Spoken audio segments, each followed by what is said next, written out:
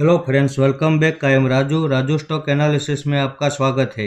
अब हमारी पिछली वीडियो में दो अलग अलग कमेंट आई, तो आज हम आपके सामने उसी दो कंपनियों का एनालिसिस करने वाले हैं। तो सबसे पहले हम शुरुआत करते हैं, जिसका नाम है कुंदन एडिफिस लिमिटेड। अब इसके फंडामेंटल में शेयर होल्डिंग पैटर्न हम देखें तो पब्लिक के पास 27% जितनी होल्डिंग हमें यहाँ पे नजर आ रही है। डीआईएस के पास 0.11% की होल्डिंग है, बाकी की सारी होल्डिंग प्रमोटर के पास मौजूद है। इसके आगे इसकी बैलेंस शीट हम देखें तो इस कंपनी के ऊपर 32 करोड़ का कर्ज है।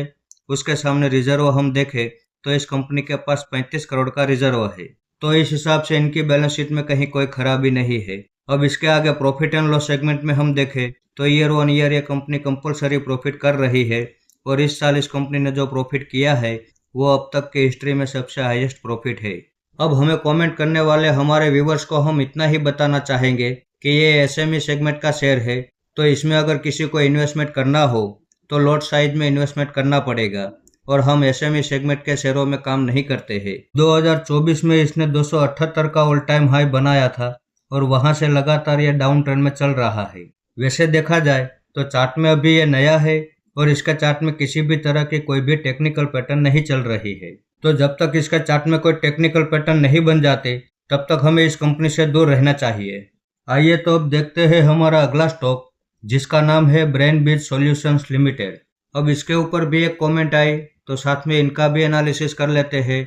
अब हमें कमेंट करने वाले हमारे व्यूवर्स को हम इतना ही बताना चाहेंगे कि इसके फंडामेंटल में एक ही पॉइंट ऐसा है जो पूरी तरह से नेगेटिव चल रहा है। अब इसके प्रॉफिट एंड लॉस सेगमेंट में आप यहाँ पे देख सकते हैं, हर साल ये कंपनी लॉस पे लॉस कर रही है। सिर्फ एक ही साल 2021 में इस कंपनी ने प्रॉफिट किया है। अब 2021 के साल को हम छोड़ दे तो बाकी के सभी सालों में कंपलसरी ये कंपनी लॉस पे लॉस कर रही है। अब चार्ट को हम देखें तो 2024 में इसने 734 का ऑल टाइम हाई बनाया था, और वहां से लगातार ये डाउन ट्रेंड में चल रहा है। तो इसका चार्ट भी अभी नया है, और अभी ये कंपनी लॉस पे लॉस कर रही है। और वैल्यूएशन के हिसाब से देखा जाए तो अभी ये वैल्यूएशन में भी बहुत ही महंगा है।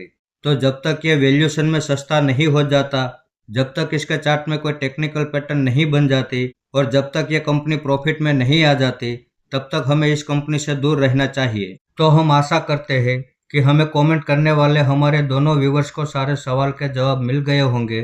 फिर भी अगर कोई डाउट हो तो आप हमें फिर से कमेंट कर सकते हैं। तो इस वीडियो को आप मेरी ओर से बाइंग या सेलिंग की रिकमेंडेशन ना समझे। ये मेरा पर्सनल व्यू है जो मैं आपके सामने शेयर कर रहा हूँ। आपने यहाँ तक मेरा वीडियो देखा, उसके लिए आपका बहुत बहुत धन्यवाद।